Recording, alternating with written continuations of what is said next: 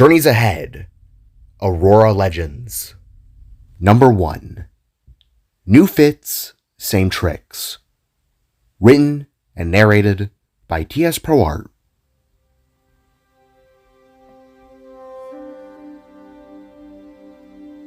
Over the horizon of the still recovering Aurora City, the magnificent ball of fire arose to break the night sky away. From it came forth a golden shine that descended upon all kinds of buildings, homes, and other types of structures. Upon the tallest hill within the southern side of the city, this same light gently made its way in through the windows of a little workshop, Knox Motorcrafts. As the rays of morning delight crossed through to the upper floor, it shimmered beautifully within a shared room, one split with orange-blue painted walls. Sleeping within the right side sapphire-shaded bed rested Voyd Novison. The Spark wore a simple pair of black shorts and a blank blue t-shirt, while he snoozed on without a care. Wrapped around him with both her cookie-colored arms and legs was another, Jaida Woods, who had once been snoring, only to now awake forehead to forehead with Voyd. Grinning wide upon her boy, Jaida lovingly nuzzled her face against his in a playful attempt to wake the Spark up. "Blue," she whispered, only to be met with Voyd sleeping like a Victorian child dying of influenza. "Voyd, come on, it's time to get up.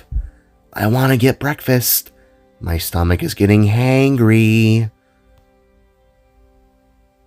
Reaching her right hand up, Jaida took a strand of her hair and used it to tickle Voyd's face. Immediately, the Spark snapped open his eyes with a confused expression, looking as though he wasn't used to his surroundings, until he eventually reverted back into his casual fish-eyed blank stare. Did you just tickle my face with your hair to wake me up?" he questioned, only to be met with an adorable brace-filled smile. "I did. What are you going to do about it?" The guitarist beckoned with a playful nudge, to which Voyd cracked a smirk and entangled his noodle arms around his girlfriend. "Whoa, hey there, partner." Jaida giggled, her face flushing with a warm orange blush. Leaning in, Voyd gave not one, but several rapid kisses to her left cheek, which only made Jaida feel more flustered than she had already been. "Voyd, stop! Pulling back with a playful stare, Voyd first bellowed his own little laugh, before baring his fanged teeth with a smile. "You woke me up. Only fair you face the consequences," he joked, while slowly letting go of his beloved. "Fair enough. Shall I return the attack, or shall we cease fire?" To her words, Voyd retracted his arms back into their normal state and shrugged with a rekindled joy in his heart, one that was no longer alone, scared, or nervous to express himself. "You may attack at will, my lady." Grinning once more, Jaida snagged Voyd by the collar of his shirt and attempted to pull him into a morning kiss, but was halted by the sound of a little someone that also shared the room. "You two are cringe in its physical form." Snapping their heads around, the couple set their now embarrassed eyes upon a woken-up Pawfnu, standing with ruffled hair, little pink jammies, and a blanket in her right hand. How long were you watching?" Jaida asked with a bashful stare, while the little fox simply rubbed her right eye with a bundled-up fist. "From the moment you started saying, 'Blue, blue,' I have bigger and more sensitive ears, you know." With a swift turn, the little spectral fox began to waddle out of the room, while the two on the bed just watched with awkward eyes. "She's 4 years old, yet acts like a moody teen. Do you notice that?" Jaida asked as she stood and got off the bed, revealing herself to be wearing a baggy red tank top, wrinkled orange shorts, and a pair of mismatched socks. I believe spectral foxes have a faster brain development cycle. If she wanted to, she could go straight to high school at the age of 10. Voyd recalled as he too stood and felt ready to start the day.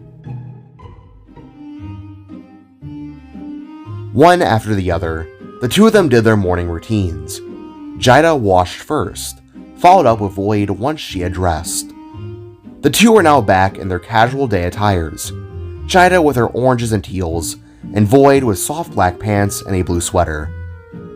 Side by side, they brushed their teeth, whilst playfully pushing each other to have more room at the sink. Bump! Jaida called with a mouthful of paste before thrusting her hip into Voyd's left side. From this, he fell over in a taken aback gasp, which left Jaida cackling in shock. Once collected, she reached down and helped him back up. Once done with that, they both made their way down the stairs, Jaida deciding to slide down the rail, whilst Voyd rolled his eyes with a smile as he descended with ease like a normal person.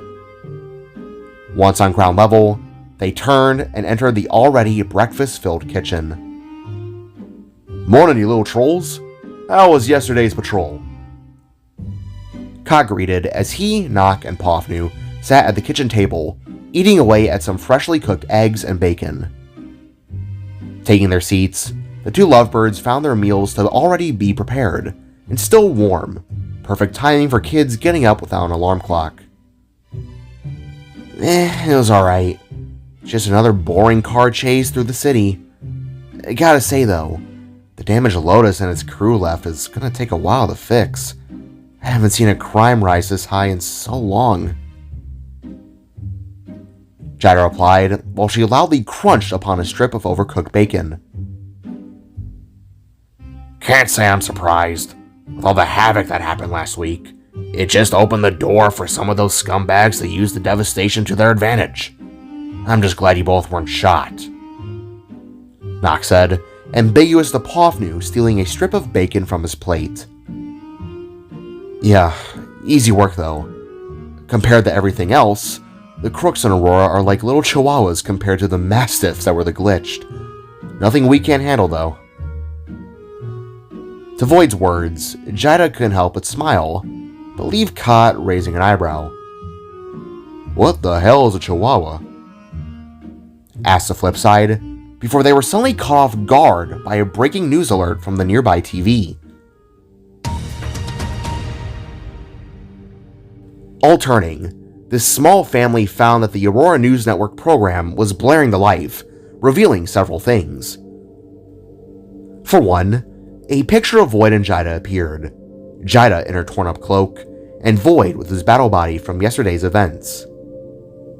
Beside it, the picture of a middle-aged enchanted human appeared. He had a floating cube head, light blue skin, a darker blue bulbous nose, dark cherry lavender hair, and an old reporter cap of some kind. To top it off, he had a four-spiked mustache of the same hair color under the potato of a sniffer. Mason Sato, it said below, chief editor. Oh great, it's Mason. What are you gonna say this time, you fossil?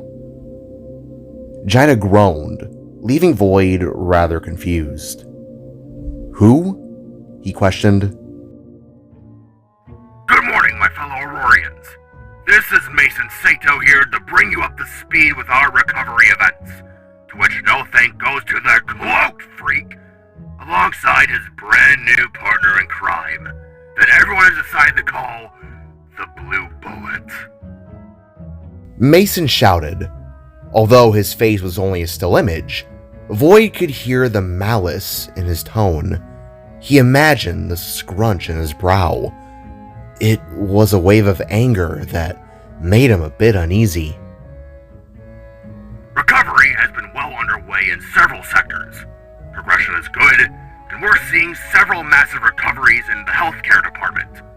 Brighter days are ahead, folks. Now, let's take the daily call. If you want to be the next contact, call us at 815-955-ANN. 3, 2, 1, hello!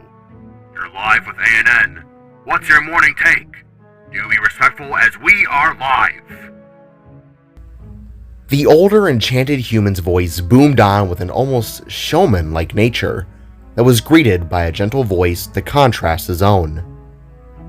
Hi, good morning. I just wanted to say that even though things have kind of hit the fan for our community, I can't help but say that Aurora suddenly feels much safer since last week. Compare what it was like to when, the angel first appeared to now. The caller exclaimed with a positive attitude that left everyone leaning in with intrigued expressions. Okay, fair enough. I will. Then, we had police and firefighters doing a wonderful job. There was crime, yes, but it was nothing they couldn't handle. And yes, we may have things we don't have now. Mason began anew before his calm demeanor started to fade. Such as pyromaniacs with metal wings, a cat with a hand for a tail, giant mechanical spiders, an actual alien invasion! To Mason's words, Voyd felt his face scrunch into an angered stare. He couldn't believe what he was hearing. Slander. Pure slander upon the girl he loved. Didn't the angel put those guys in jail? And, may I add, stop the invasion with the help of their new friend? To this retort, a small collection of ohs came from everyone besides Voyd and Jaida, she of which, now looking a bit down. You're missing the point. They didn't exist before the Phantom came along. Dare I say, he attracts them. Sometimes I wonder if they're all in cahoots with one another. Wow. I don't think I've ever heard anyone use the word cahoots in a literal sense before. Look, all I'm trying to say is that I don't want to imagine what the city would have looked like if the angel, I should correct you, wasn't here to set things straight. It's not like you're doing anything to help like those two are, Mr. Sato. I do the real work here, not running around in an ugly torn tablecloth, causing more trouble than he's already caused. Good day to you, ma'am. With that, the live call ended and returned back to a normal broadcast. What the heck was all that about? Why would he say those things about you? Voyd asked as he turned to Jaida, who was looking to the floor and rubbing her arm with a saddened stare. Well, as you know, Blue, not many people like me and what I do. ANN is run by a bunch of boomer know-it-alls that have been trying to drag my name through the mud. They don't like me, and I don't like them. Jaida sadly mumbled, to which Voyd wrapped his arm around her in a show of support. Hey, don't listen to them, kiddo. They don't know what kind of hero you truly are. I'll take their words and shove it where the sun don't shine. Kot angrily groaned as he made a fist motion towards the air. Yeah, they're real pricks. Although, I'd have to agree with them on one thing. Nock said as he hopped out of his seat and approached the young couple. That cloak of yours is getting torn up more and more by the day. I think it's time you got yourself a new one. Or perhaps upgrade your gear entirely.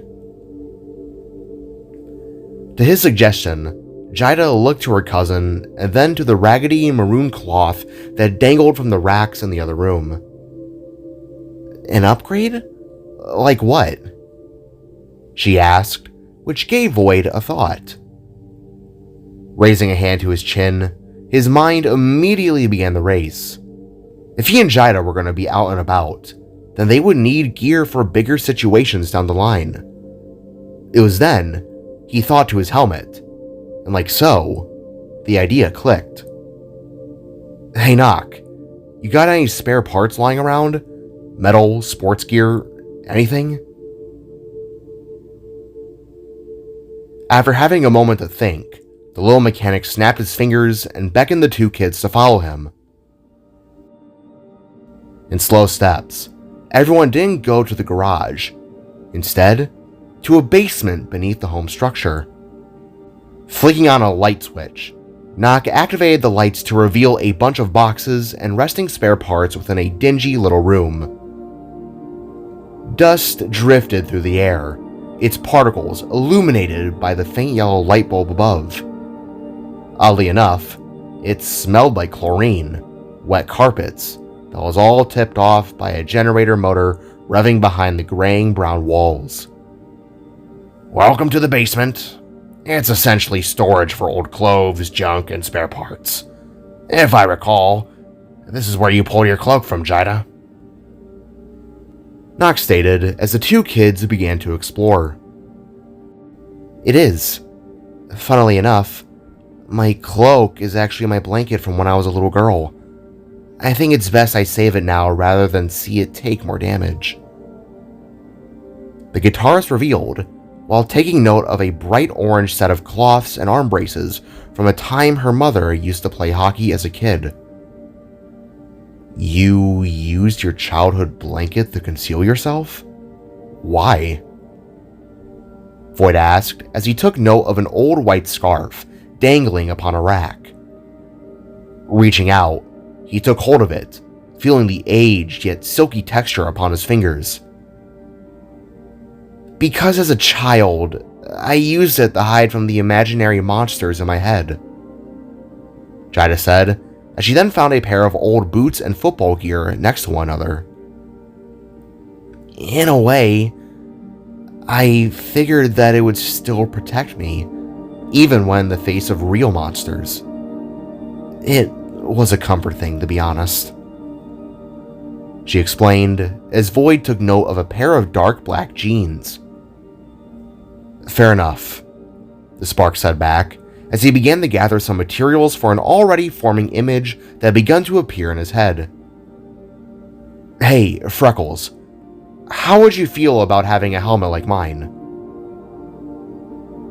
Voyd then inquired, making the guitarist turn with a raised eyebrow. "Like yours?" she asked back. To this, Voyd summoned forth his mother's battle helmet, and to Jaida's surprise, he plucked off a chunk of its exterior metal that reformed back over with ease. With the piece of alien technology in his palm, Voyd tossed it to his beloved, who caught it with ease. "Go on, place it on your head," the Spark beckoned with a smirk.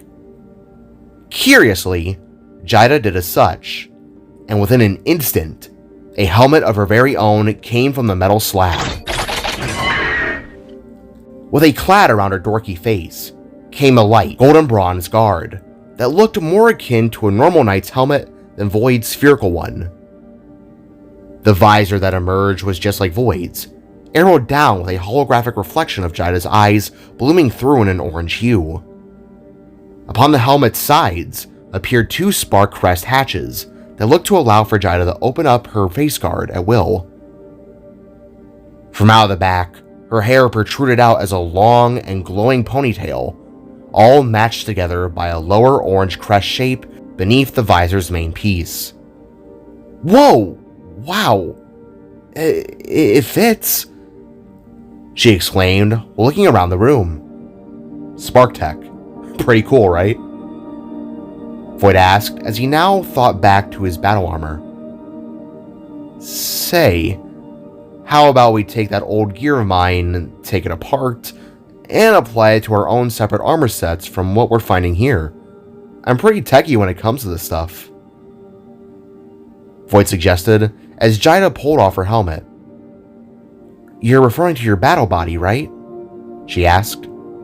"Yup. With the help of Jet's blueprints and these two over here, let's just say we'll be able to take something old and make something new," Voyd stated as he wrapped the scarf around his neck. "What do you say, dear angel?" To this idea, Jaida couldn't help but smirk and give a prominent thumbs up.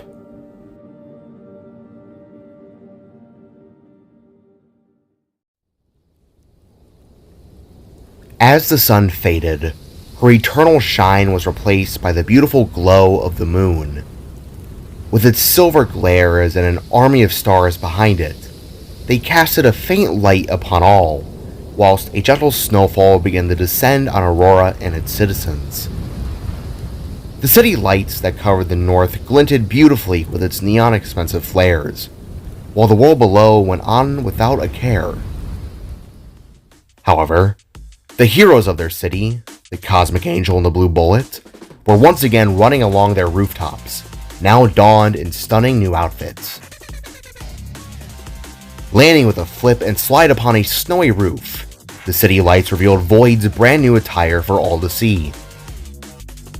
His upper body featured a jacket-like garment in shades of gray and a vibrant royal blue, with his scarf flowing elegantly behind him. The jacket had been layered with armor-like sections, shoulder pads, inner elbow pads, and a layered abdomen piece with a spark crest atop it. His arms were also covered in shiny blue braces that all ended with fingerless black gloves above. His lower body was covered in dark black jeans that was secured with a spark-crested belt. Voyd's boots were also that of a deep, vibrant, almost electric blue color, extending from just below the knees.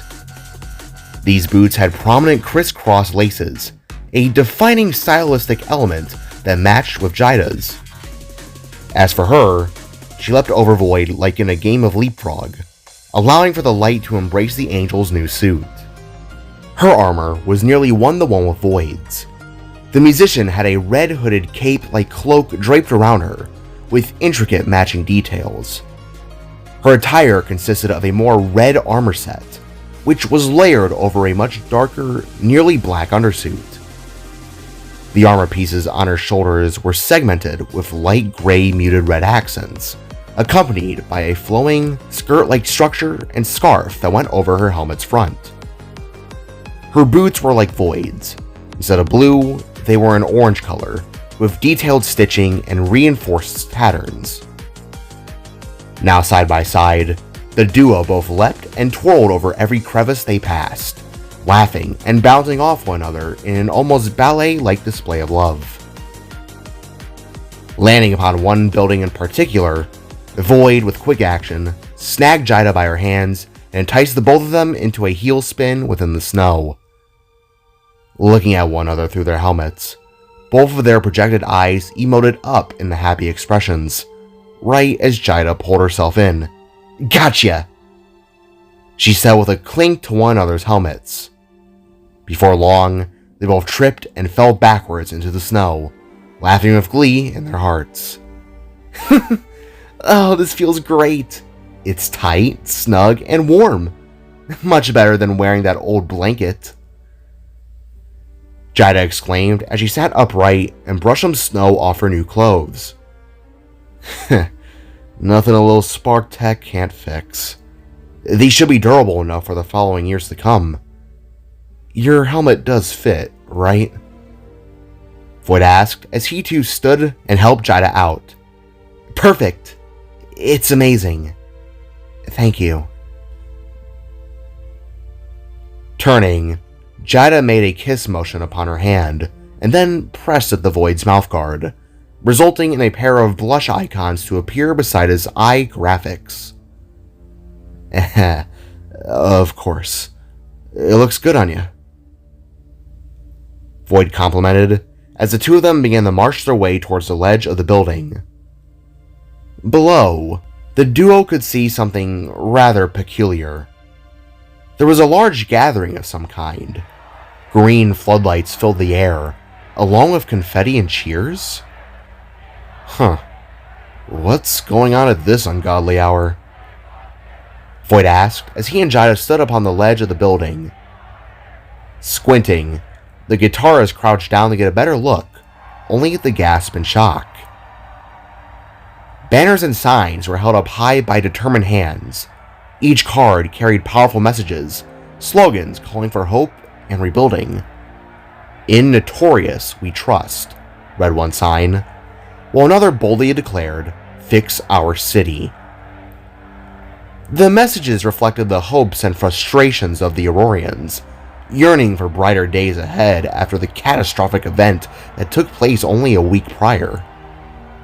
Soon, a speaker took to a makeshift stage, a simple platform adorned with vibrant blinking lime lights, illuminating the faces of those who gathered.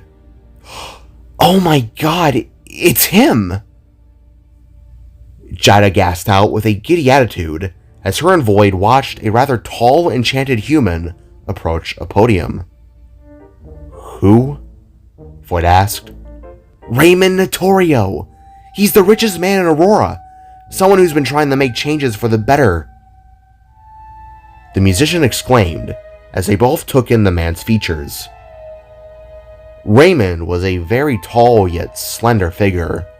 He was another type of enchanted human, one with elven-like features, including pointed ears. His skin tone was a light gray. His eyes rested in a crosshatch shape with shimmering, glowing green color. He was wearing a dark green coat-like suit with darker gray and black trousers beneath it. The coat had a notched lapel style and appeared to have visible button closures down the front. This rich man also had a dark maroon-colored tie and a gorgeous flowing patch of light brown hair atop his head. Isn't he just handsome? Jaida said with a nudge to Voyd, who just stared upon the man with a perplexed and uneasy expression. It was then he began to talk. "Ladies and gentlemen, my fellow Aurorians, esteemed citizens of our beloved city, thank you for gathering here today. I stand before you not just as a businessman, but as a fellow citizen who shares the dreams, hopes, and aspirations we all have for our community." The rich playboy figure began, his voice loud and expressive, making Voyd crouch as well to listen in. "We've faced a great challenge as of late, a challenge that has tested our resilience and our spirit. But in every challenge lies an opportunity, and together we can transform this moment into a shining chapter in our city's history." Squinting, Voyd took a good look upon the stage and all that surrounded it. Raymond wasn't just accompanied by bodyguards. He was instead joined by robots. They were humanoid-looking machines that had strange features that were matched with odd proportions. Noodle-like arms akin to Voyd's, wheeled feet, and singular green glowing irises. Voyd would have found them rather threatening if it weren't for the fact that they were wearing suits. "At Notorious Industries, we pride ourselves on innovation, integrity, and impact. Our mission is not just to be a successful company, but to be a catalyst for positive change in the world around us. I know that when you hear the name Notorious Industries, you might think of our reputation as forward-thinking, conglomerate. But today, I want you to think about us as your partners in progress, partners committed to rebuilding our city." The man boasted with a fist to the air, which caused a small uproar of approval from the crowd. "Now, let me paint a picture for you. Imagine vibrant streets, bustling with life, parks filled with laughter, and thriving businesses that offer jobs to our friends and family. Imagine a city where the air is clean, the schools are top-notch, and every citizen has access to the resources they need to flourish. This is the future I see for us, and I believe it is within our reach." From the robot's eyes, a mistletoe green-colored hologram emerged above the brilliant man, showing images of what Aurora could look like in a better future. "However, to turn this vision into reality, we need your support. Rebuilding our city is not a task that can be accomplished alone. It requires collaboration, shared resources, and, yes, a financial commitment from all of us. Today, I am asking you to invest in our future, to invest in what we're calling Notorious Industries Reconstruction Act, to help our ambitious plans to revitalize our city." Below, a series of awes and excited cheers came forth. Even Jaida seemed rather surprised. For someone who wanted to help her city, she could only see a positive. Voyd, however, could see a visible crack in the statement.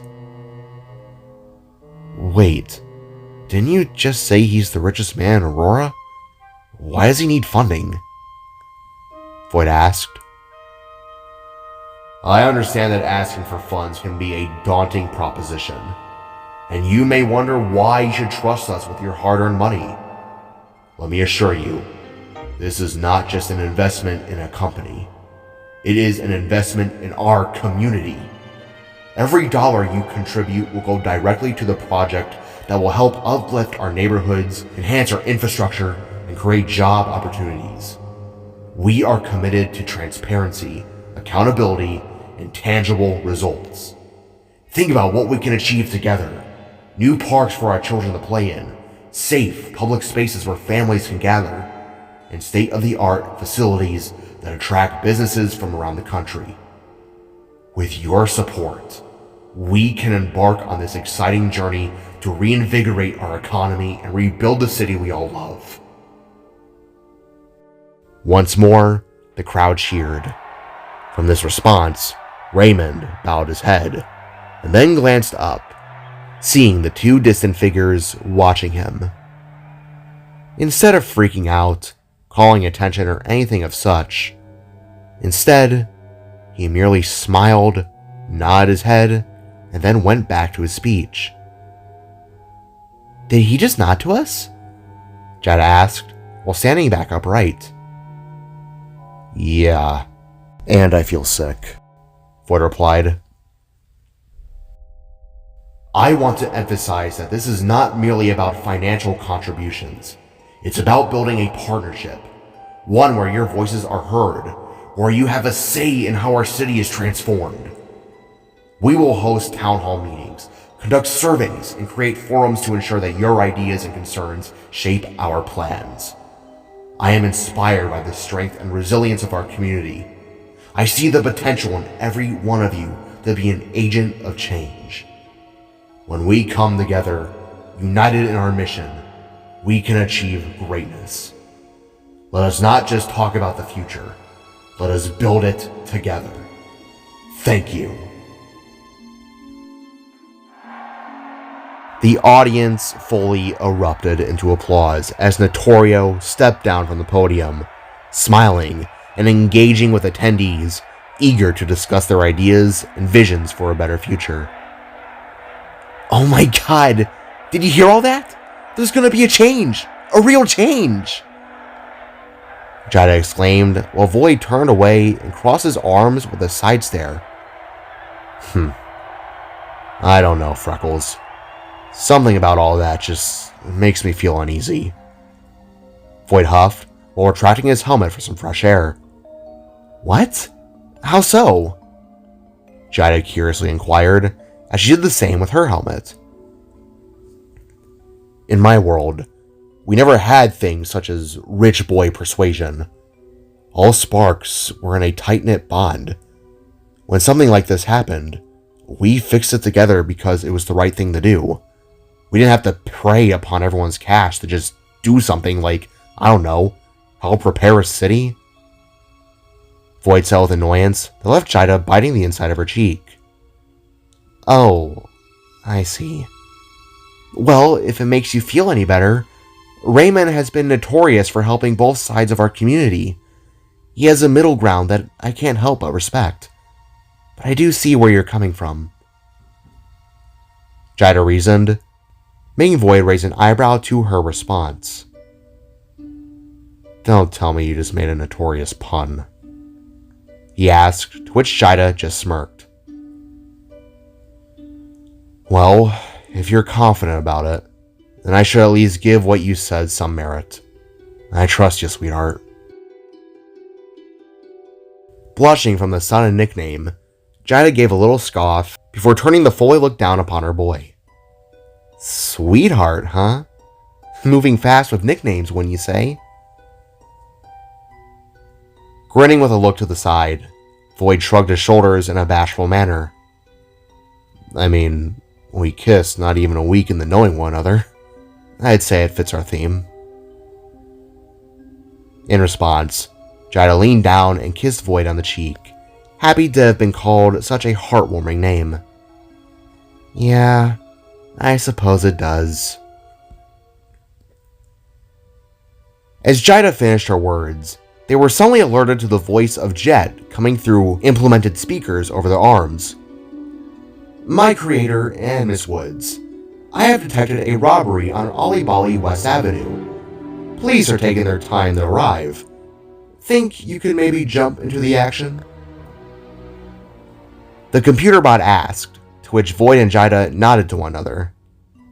Ready to roll? Voyd asked with a redeployment of his battle helmet. You're really asking me that?